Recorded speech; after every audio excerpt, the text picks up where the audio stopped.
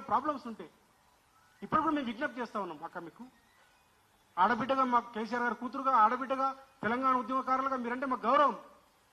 మీరు ఆత్మవిమర్శ చేసుకోండి. మీరు మాట్లాడాల్సింది దేని గురించి? ఏదైనా మీరు ఎమ్మెల్యేగా ఉన్నారు, ఎమ్మెల్సీగా ఉన్నారు, గతంలో ఎంపీగా ఉన్నారు. కేసీఆర్ గారు కూతురు మీరు వెళ్ళి వాళ్ళతో ఉన్నటువంటి సమస్యలు, పార్టీ సమస్యలు ఉంటే మీరు మాట్లాడలేరా? మాట్లాడవచ్చు కదా. మీరే దయ్యాలోనే అంటారు. నిన్ననేమో కేటీఆర్ అన్న అని అంటారు, మొన్నేమో కేటీఆర్ అన్న కేసీఆర్ బాగుండాలంటారు. మొన్ననేమో నాకు ఒక్కడే ఒక నాయకుడు కేసీఆర్ గారు, నేను ఎవరి నాయకత్వాన్ని గుర్తించా అంటే బీఆర్ఎస్ పార్టీ వర్కింగ్ ప్రెసిడెంట్ మనందరికీ నాయకుడు కాదు అక్క? పార్టీ హైరార్కీని మీరు గౌరవించరా? కాబట్టి మీరు కన్ఫ్యూజన్లో ఉన్నారు. మాకొకటి అనిపిస్తుంది, ఈ 3 నెలలుగా తన ప్రాక్టీస్ చూస్తూ ఉంటే, జైలుకు వచ్చిన తర్వాత ఏదో తను చాలా ఇబ్బందులు ఉన్నారు, తనని ఎవరో బ్లాక్మెయిల్ చేస్తున్నట్టు అనిపిస్తుంది మాకు. ఏదో ప్రలోభాలకు గురవుతుందేమో అనిపిస్తుంది మాకు. ఎందుకంటే తను యుద్ధం చేసినట్లుగా ఇంతకుముందు చెప్పినట్టుగా రైతుల సమస్యల గురించి మాట్లాడరు మీరు, నిరుద్యోగ సమస్యల గురించి మాట్లాడరు మీరు, ఇంకే సమస్యల గురించి మాట్లాడరు. కాకుండా పార్టీని మీరు టార్గెట్ చేస్తూ, కేసీఆర్ గారిని టార్గెట్ చేస్తూ, కేటీఆర్ గారిని టార్గెట్ చేస్తూ, హరీష్ రావు గారిని టార్గెట్ చేస్తూ, మీరు చిట్చాట్ చేస్తూ, అంటే ఎందుకు ఒత్తిడికి లోనవుతున్నారు మీరు అక్క? ఏం బాధ వచ్చింది మీకు? ఏం ప్రలోభాలకు గురవుతున్నారు?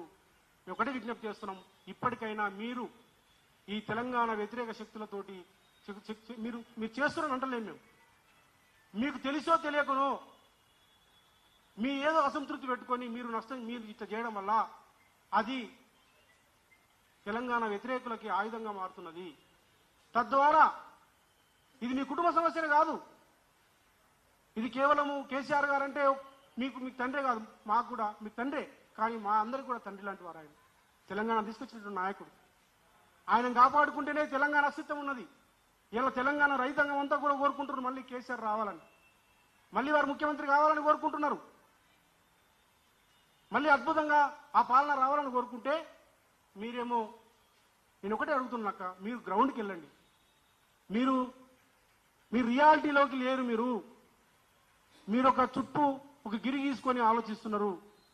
మీరు ప్రజలు ఏమనుకుంటున్నారు, రైతులు ఏమనుకుంటున్నారు, కార్మికులు ఏమనుకుంటున్నారు, కామన్ పీపుల్ ఏమనుకుంటున్నారు, మీరు ఒక్కసారి ఆలోచించండి.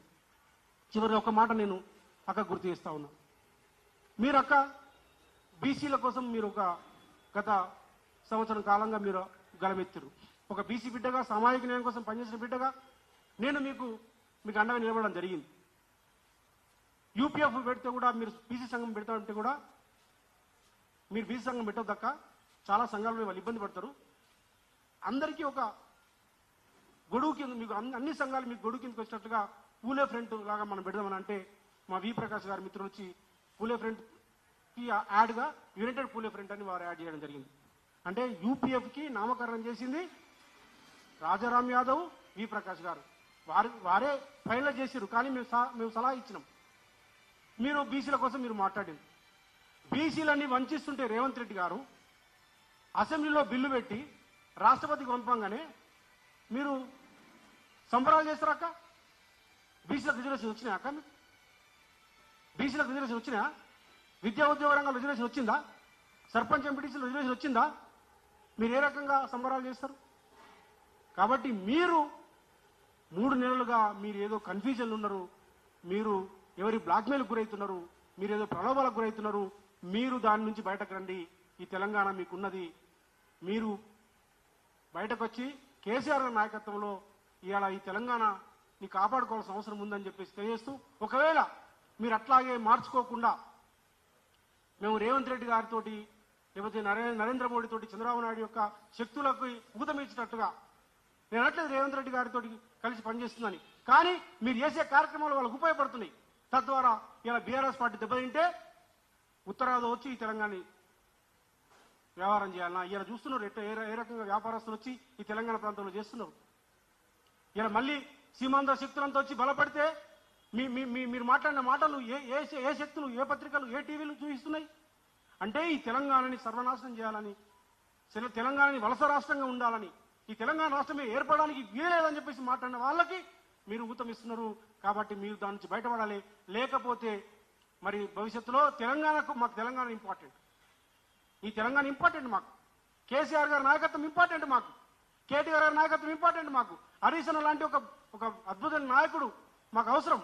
కాబట్టి మేము వాళ్ళ మీద మీరు అవకు చవకలు చేస్తే ఖచ్చితంగా మేము అట్లాగే స్పందించాల్సి వస్తుంది. మా ఆడబిడ్డగా కూడా చూడమని చెప్పేసి ఈ సందర్భంగా తెలియజేస్తా ఉన్నాం. Thank you.